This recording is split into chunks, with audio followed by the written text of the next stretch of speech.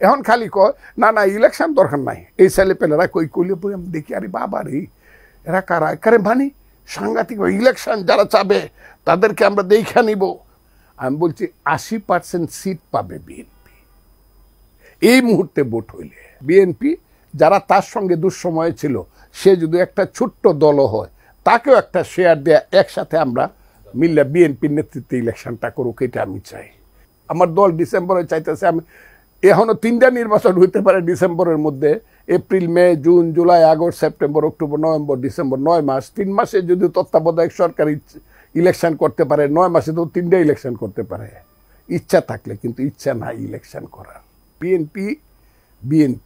BNP হলো আওয়ামী লীগ যাওয়ার পরে একমাত্র রাজনৈতিক দল ভালোই মন্দ মিলাইয়া, এটা করে ফেরেস্তাদের পার্টি আমি বলছি না, ভালোই মন্দ এটা একটা প্ল্যাটফর্ম, খারাপ ভালো সবই আছে। খারাপ যারা করতেছে তাদের উপরে যে দেখেন নাটোরে একটা ঘটনা ঘটছিল পরশুদিন, কালকে এই সমস্ত কমিটি ভেঙে দিয়েছে ছাত্রদলের। আমাদের নেতা কিন্তু এই ব্যাপারে খুব, বিএনপি খারাপ ভালো মিলে একটা দল। এবং এখন ইলেকশন হইলে সবাই খালি বলে যে ফজলুর রহমান বলে 80% ভোট না, 80% ভোট পাবে না।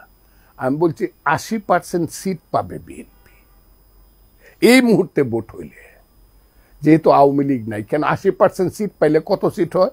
100-তে 80টা, 200-তে 160টা, 300-তে 240টা। আল্লাহর রহমত আমি বললাম কোনো কারণে সিট 220টার নিচে আসবে না এককভাবে বিএনপি। আর বিএনপি এককভাবে ইলেকশন করুক, এইটা আমি অন্তত চাই না। আমি চাই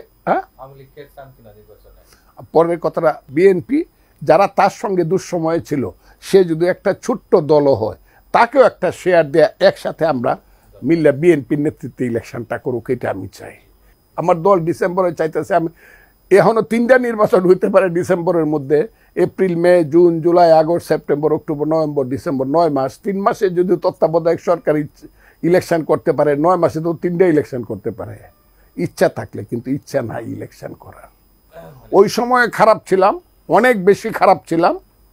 হাসিনা 15 বছর মানুষের গণতান্ত্রিক অধিকার দেয় নেই, মানুষের হাসিনা সরকার এটা করছে, এই কারণে তার পতন করছি। ভালো করার জন্য তো করছিলাম।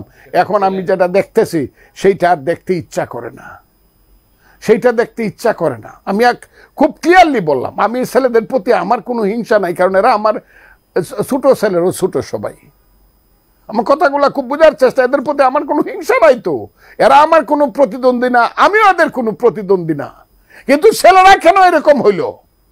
এদের নামে কেন শত শত কোটি টাকা লুটপাটের? তাইলে what is the difference between Hasina government and this government?